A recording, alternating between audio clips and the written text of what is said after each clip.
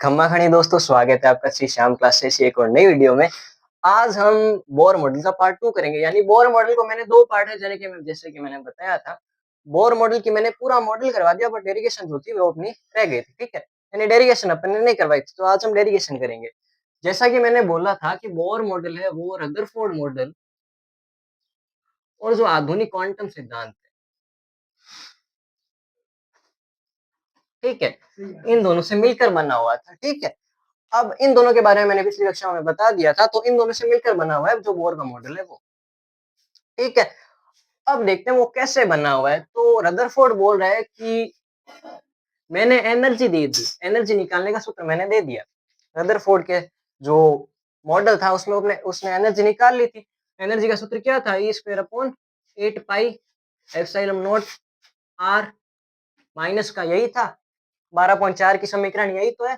12.4 की समीकरण अपनी, ठीक है। चलो, तो ये अपनी 12.4 की समीकरण है। रदरफोर्ड ने ये वाली समीकरण दे दी थी। अब जो बोर है वो बोल रहे हैं कि इसमें अपन को आर चाहिए होगा, चाहिए आर। अब अपन आर कैसे निकालें वो देखते हैं, ठीक है। अब बोर बोल रहे हैं आर निकालने के लिए हम कोणीय संवेग ले सकते हैं, ठीक है। कोणीय संवेग का इस्तेमाल कर सकते हैं। कोणीय संवेग किसमें था? क्वांटम सिद्धांत में था अपना कोणीय संवेग, ठीक है। तो इसीलिए इन दोनों का मिक्सचर है। बोर बोल रहा है इसमें अपन को आर निकालना है, कोणीय संवेग ले सकते हैं। कोणीय संवेग का सूत्र क्या है? mvr nh अपॉन 2 पाई। mvr बराबर क्या है? nh अपॉन 2 पाई है। किसका सूत्र है? अपने कोणीय संवेग का। v निकालना है क्योंकि एनर्जी क्या थी? k plus you. k और u कैसे निकाला था? Fe बराबर Fc से, ठीक है। और Fc में क्या आता है? V आता है। इसलिए अपन को यहाँ पे v निकालना पड़ेगा। तो v बराबर, v इधर आ जाएगा और m, v तो इधर रहेगा, m नीचे आ जाएंगे इधर, ठीक है। तो nh अपॉन 2 पाई mr। समझ गए? अपन ने v निकाल लिया। चलो, अब Fc का सूत्र क्या है? mv स्क्वायर अपॉन r था।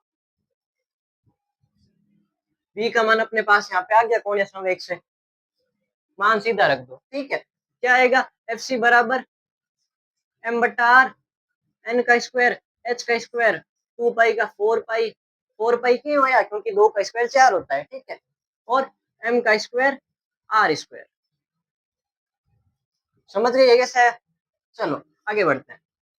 अब फिर से Fc बराबर, पता तो है ना Fc कहाँ से है? यहाँ से है Fc, वो पूरा बता दिया मैंने, ठीक है। अब आगे देखते हैं। ये m ऊपर है और ये m नीचे है, कट गया। ये r नीचे, ये भी r नीचे, ये जुड़ जाएगा यानी क्यूब हो जाएगा यहाँ पे। तो अपने पास उसके बाद समीकरण क्या बचेगी? n square H square upon 4 pi का स्क्वायर और m और r क्यूब, ये अपने पास बचेंगे, ठीक है। अब देखो Fe बराबर Fc था, शुरुआत से यही था, Fe बराबर Fc था। चलो अब आगे बढ़ते हैं। Fc तो अपना क्या है? ये वाली समीकरण n square H square upon में 4 पाई का स्क्वायर m और r क्यूब, ये किसके बराबर है? E square upon 4 pi epsilon not r square के। ये Fc का सूत्र है यानी Fe का सूत्र है। अब यहाँ पे कॉमन देखो क्या आ रहा है, यहाँ पे भी r क्यूब है और यहाँ पे r स्क्वायर यानी r कॉमन आ रहा है। r स्क्वायर से गुणा कर देते हैं, ठीक है। r स्क्वायर से अपन क्या करते हैं? गुणा कर देते हैं। तो n square H square upon में 4 पाई स्क्वायर m, r बचेगा केवल। क्यों r बचेगा? क्योंकि स्क्वायर से गुणा कर दिया। ये क्योंकि बट्टा में है यानी भाग की अवस्था में है, तो इसीलिए गुणा की अवस्था में केवल एक ही r बचेगा और ये r है वो कैंसल आउट हो जाएगा, ठीक है। तो फिर क्या बचेगा? E square upon 4 pi epsilon not ही बचेगा। समझ गए? अब कॉमन क्या है? 4 पाई कॉमन है, केवल यहाँ पे स्क्वायर है, यहाँ पे नहीं है, इतना ही फर्क है, बाकी कॉमन नहीं है, ठीक है। तो 4 पाई लेते हैं अपन, कॉमन है। अब 4 पाई से गुणा n square H square, 4 pi का केवल पाई स्क्वायर रह गया, एम आर का एम आर बराबर किसके है? टी स्क्वायर अपॉन 4 पाई का पाई यहाँ पर आएगा और एप्सिलॉन नॉट नीचे आएगा। क्यों? क्योंकि एप्सिलॉन नॉट के साथ पाई अकेली अवस्था में नहीं आ सकता, ठीक है। तो इसी कारण से ये जो पाई है वो एप्सिलॉन नॉट के साथ नहीं आएगा, इसीलिए ई स्क्वायर के साथ पाई आ गया अपना। समझ गए? चलो अब अपन आगे बढ़ते हैं। एप्सिलॉन नॉट, अब आर निकालना है, ठीक है। तो ई स्क्वायर पाई के अपॉन में एप्सिलॉन नॉट आएगा, क्यों? क्योंकि जो एप्सिलॉन नॉट है उसके साथ पाई नहीं आ सकता, अकेला एप्सिलॉन नॉट है उसके पास पाई नहीं आएगा इस वेरिएशन में, ठीक है। चलो अब यहां तक पहुंच गए, आर निकालना है तो आर बराबर, अब आर तो यहीं पर रहेगा बट बाकी चीजें वो उधर चली जाएगी, क्योंकि वो उधर जाएगी इसलिए तिरछी गुणा हो जाएगी, ठीक है। समझ गए? ऊपर तो N square H square, upon में क्या आएगा? एप्सिलॉन नॉट इसी के साथ आएगा क्योंकि तिरछी गुणा है, ठीक है। इन दोनों की गुणा इनसे होगी और इन दोनों की गुणा इससे होगी। समझ गए? चलो अब यहाँ पे नीचे हमारे पास क्या बचा? तो एक तो एन स्क्वायर बचा, ठीक है। एक बचा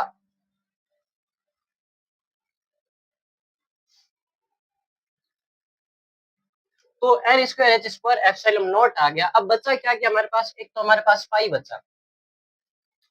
बचा और प्लस में हमारे पास एम भी बचा हुआ है और ई भी बचा हुआ है, ठीक है। तो ये सब अपने नीचे ही आएंगे, 2 पाई स्क्वायर और उसके बाद एम ई स्क्वायर, ठीक है। आगे यहाँ तक। अब इसको अपन को व्यवस्थित करना है, व्यवस्थित करते हैं। तो आर एन बराबर, ऊपर एन स्क्वायर है तो एन स्क्वायर के नीचे एम आएगा, ठीक है। और फिर एच स्क्वायर और पाई का भी स्क्वायर है, ठीक है। तो एच अपॉन 2 पाई ही लिखे क्योंकि अपना होल स्क्वायर लगा देंगे, ठीक है। बराबर किसके होगा? जो बच्चा है वो सभी बराबर में बाद में रख देंगे, ठीक है। तो 4 pi epsilon not upon E square. अब क्योंकि तिरछी गुणा हुई थी इसीलिए ये यहाँ पर आ गया। अगर इसको एक और तरीके से देखें तो के प्लस यू की वजह से भी ये आ सकता है, ठीक है। अब आगे बढ़ते हैं। ये हमारे पास आर आ गया, आर एन आ गया, ठीक है। अब जो सूत्र है अपना, उसमें अपन आर एन रख के देखते हैं, ठीक है, कितना आंसर अपना आता है। सूत्र है E square upon 8 pi epsilon not R, क्योंकि आर अपॉन में तो 1/r(n) होगा, ठीक है। तो 1/r(n) है और E square upon 8 pi epsilon not R, क्योंकि अपॉन में है इसीलिए यहाँ पर एम ई स्क्वायर आ जाएगा, एम ई स्क्वायर। पाई है तो ऊपर चला जाएगा एच के पास, ठीक है। तो बचा हमारे पास क्या क्या? तो बचा क्या? एन स्क्वायर बचा नीचे वाली में, एन स्क्वायर नीचे आ जाएगा, एम ऊपर चला जाएगा, ठीक है। यहाँ पे भी 4 पाई एप्सिलॉन नॉट, और जब हमारा एच स्क्वायर है, एच अपॉन 2 पाई का स्क्वायर, ठीक है। यहाँ तक आ गया। चलो अब इन दोनों को अपन को क्या करना है? व्यवस्थित करना है, या तो मिक्स करना है, इन दोनों को मिलाना है। तो क्या आएगा? वो अपना फाइनल रिजल्ट होगा, ठीक है। फाइनल रिजल्ट ई बराबर क्या होगा? एम ई 4, ई स्क्वायर दोनों है, घात 4 आ गई, बट्टा में क्या आएगा? 8n square epsilon not square और एच स्क्वायर, ठीक है। ये इतना हमें ये पूरा सोल्व करने के बाद ये आएगा, ठीक है। 8 कैसे आए? ये 4 और 2 का स्क्वायर 4, 8 आ गए, ठीक है। पाई से पाई कट गया, यहाँ पर भी पाई है 8 है, ठीक है। अब जो है वो अपना सबसे इंपॉर्टेंट पॉइंट यहीं पे आता है। इतना हमारे पास आ गया। अब m क्या है? m इलेक्ट्रॉन का मास है, यानी इलेक्ट्रॉन का द्रव्यमान है। कितना होता है? 9.1 गुणा 10 की घात माइनस 31 केजी, ठीक है। और दूसरा अपने पास क्या है? दूसरा है E। E क्या है? आवेश है, ठीक है। E अपना आवेश है। आवेश क्या होता है? 1.6 गुणा 10 की घात माइनस 19 कूलाम, ठीक है। उसके बाद एप्सिलॉन नॉट का मान क्या होता है 8.85 मल्टीप्लाई 10 की power -12 nm c square, nm square और c स्क्वायर, ठीक है, ये होता है एप्सिलॉन नॉट का मान। फिर लास्ट में क्या बचा, h बचा, h स्थिरांक है, h का मान कितना होता है 6.6 गुणा 10 की घात -34, ठीक है, ये h का होता है। तो ये सब हमारे पास आ गए। अब इन सन का मान यहाँ पर रखकर जो आंसर आता है वो होता है 2.18 गुणा 10 की घात -18, ठीक है। तो इसका मान कितना आता है 2.18 गुणा 10 की घात -18 बट्टा में n का स्क्वायर। ये चीज आपकी बुक में है, ये वाली भी है, और जो शुरुआत में Rn बराबर था वो भी है, ठीक है। अब यहाँ पर हम आगे बढ़ते हैं। ये जो मान है वो अपना बहुत बड़ा मान है, ठीक है। तो वैज्ञानिक जो होते हैं वो J की जगह इलेक्ट्रॉन वोल्ट लेते हैं इस कंडीशन में। इलेक्ट्रॉन वोल्ट क्या होता है कि 1.6 गुणा 10 की घात -19 J 1 इलेक्ट्रॉन वोल्ट होता है, ठीक है। 1 इलेक्ट्रॉन वोल्ट कितना होता है 1.6 गुणा 10 की घात -19 जूल, ये अपना 1 इलेक्ट्रॉन वोल्ट होता है। तो इस इलेक्ट्रॉन वोल्ट को इसके अनुसार रखने पर हमें क्या मिलता है 13.6 इलेक्ट्रॉन वोल्ट मिलते हैं, वो भी माइनस के, ठीक है। चलो 13.6 इलेक्ट्रॉन वोल्ट अपने पास आ जाते हैं। तो अब हम एन स्क्वायर की बात करते हैं। मान लो हमें पहली कक्षा में ज्ञात करना है कि कितने इलेक्ट्रॉन हैं, या तो पहली कक्षा में हमें ज्ञात करना है कि कितनी एनर्जी देनी पड़ेगी जिससे इलेक्ट्रॉन उत्सर्जित हो जाते हैं, ठीक है। तो एन की जगह अपन 1 रखेंगे, एन का स्क्वायर 1 ही आएगा, और 1 का भाग -13.6 में दे तो -13.6 ही आएंगे। यानी जो पहली क्लास है, यानी जो नाभिक की सबसे पहली वाली क्लास है, सबसे नजदीक वाली क्लास है, उसमें जो इलेक्ट्रॉन है उसको बाहर निकालने के लिए 13.6 इलेक्ट्रॉन वोल्ट ऊर्जा अपन को देनी पड़ेगी, ठीक है। अब इसका मतलब ये है कि ये जो सबसे नजदीक वाला इलेक्ट्रॉन है वो नाभिक ने पूरी मजबूती से जकड़ा हुआ है, या कहूं कि ये नाभिक के सबसे पास वाला इलेक्ट्रॉन है, ठीक है। अब अपन अपना अगला टॉपिक करते हैं।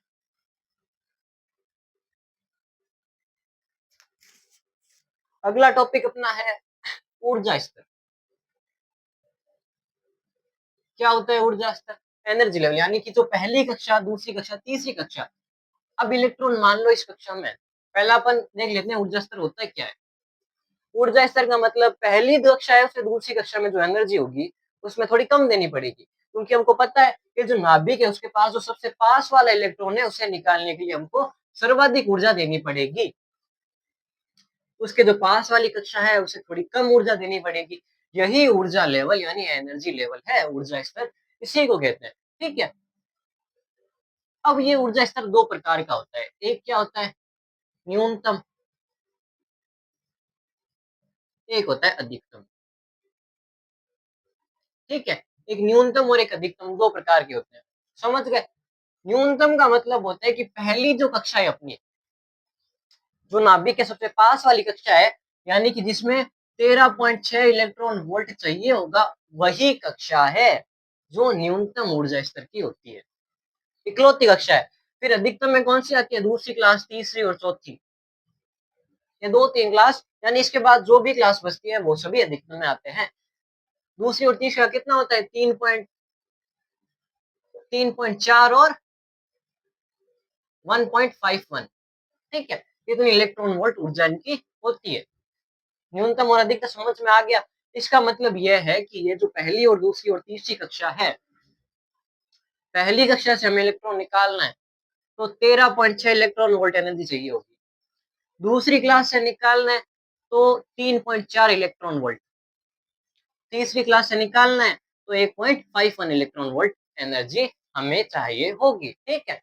अब हम अगले टॉपिक की ओर बढ़ते हैं।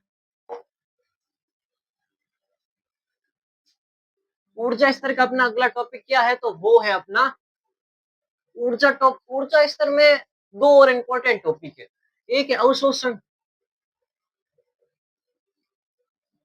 एक है उत्सर्जन। अब ये अवशोषण और उत्सर्जन क्या होता है? तो अवशोषण का मतलब है कि कोई इलेक्ट्रॉन है, वो पहली कक्षा में, वो दूसरी कक्षा में जाना चाहता है, उसके लिए उसको एनर्जी चाहिए होगी, ठीक है? एनर्जी चाहिए होगी उसे, तो ये जो एनर्जी एब्ज़ॉर्ब करेगा यानी एनर्जी ग्रहण करेगा, उसी को ही अवशोषण कहते हैं, ठीक है? यानी कोई इलेक्ट्रॉन है, वो अपनी पहली कक्षा से दूसरी कक्षा या फिर अपनी अगली कक्षा में जाना चाहता है, यानी नाभिक से थोड़ा दूर जाना चाहता है, तो उसके लिए उसे एनर्जी चाहिए होगी, इसके कारण वो अवशोषण करता है, ठीक है? अब उत्सर्जन, मान लो कि दूसरी क्लास की पावर 10 है, ठीक है? दूसरी क्लास की पावर लेवल 10 है और उसे पहली क्लास में जाने के लिए 5 एनर्जी लेवल की ज़रूरत है, केवल और केवल 5। तो ये दूसरी क्लास वाला क्या करेगा? 5 एनर्जी लेवल त्याग देगा, ठीक है? 5 एनर्जी लेवल क्या करेगा? त्याग देगा और इसी त्यागने वाली एनर्जी से को उत्सर्जन कहते हैं। अब ये उत्सर्जन किसके रूप में होता है? फोटॉन के रूप में होता है। अब अगला अगला टॉपिक यही है कि ये जो एनर्जी होती है अपनी जितनी भी, ये माइनस में होती है। जैसे कि 13.6 हो गया अपना, या फिर कहूँ कि 3.4 हो गया या फिर 8.51 हो गया, ये सभी माइनस की है। अब ये माइनस की क्यों है? क्योंकि इलेक्ट्रॉन नाभिक से बंधा हुआ है, इसीलिए ये एनर्जीज, ये ऊर्जाएं माइनस की होती है। समझ गए? चलो आगे बढ़ते हैं।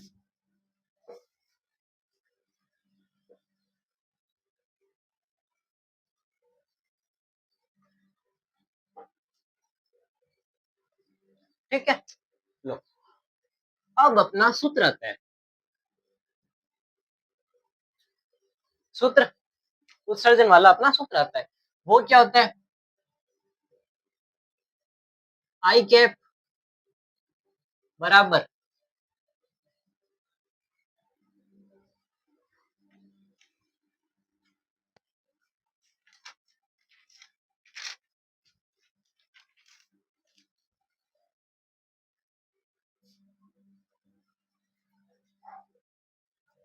ऊर्जा सूत्र आता है,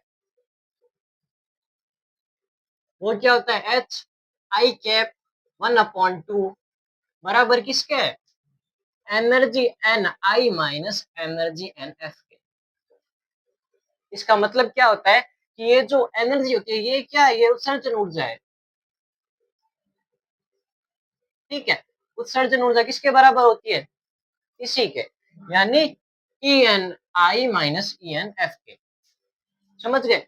ये मान लो ये पहली क्लास है, ये कोई है कण, वो इलेक्ट्रॉन है, वो दूसरी से पहली क्लास में जाना चाहता है, ठीक है?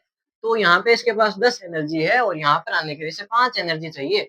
ये जो 5 एनर्जी त्यागता है वो इसके बराबर होगी और ये जो 10 है वो ये एनर्जी है और ये 5 है वो ये वाली। समझ गए? अब अपन वो चित्र है अपने पास, डायग्राम है एक अपना, उसको समझ लेते हैं, ठीक है? उस डायग्राम में हाइड्रोजन का वो जो ऊर्जा स्तर है वो बताया गया है। तो पहली क्लास, ये दूसरी और तीसरी क्लास। पहली क्लास है उसमें 13.6 इलेक्ट्रॉन वोल्ट है, एनर्जी चाहिए। इसमें 3.4 और इसमें कितनी चाहिए? 1.51। ये पहली, ये दूसरी और ये तीसरी। इसमें हम क्या देख रहे हैं? 13.6, 3.4, 1.51। ये धीरे-धीरे एनर्जी घट रही है, कम हो रही है धीरे-धीरे, तो इसका मतलब यही है कि जो कण नाभिक के सबसे पास में होगा, ठीक है? उसको बाहर निकालने के लिए बहुत ज़्यादा एनर्जी चाहिए होगी, क्योंकि ये जो पहली कक्षा है उसमें वो सीधा नाभिक के एकदम पास में है। इसीलिए उसके इलेक्ट्रॉन को निकालने के लिए बहुत ज़्यादा ऊर्जा चाहिए होगी और जो कण दूसरी कक्षा में है उसको निकालने के लिए थोड़ी कम एनर्जी चाहिए होगी, ठीक है? चलो, ये अपना टॉपिक कंप्लीट हो गया। अब बस अपना एक और टॉपिक रहा है, या कहूँ 2 और रहे होंगे। तो एक तो हाइड्रोजन वाला है और दूसरा कौन-सा है? जो बोर मॉडल पर जो ब्रोगली का स्पष्टीकरण है वो है, ठीक है? वो भी मैं जल्दी करवा दूँगा। वैसे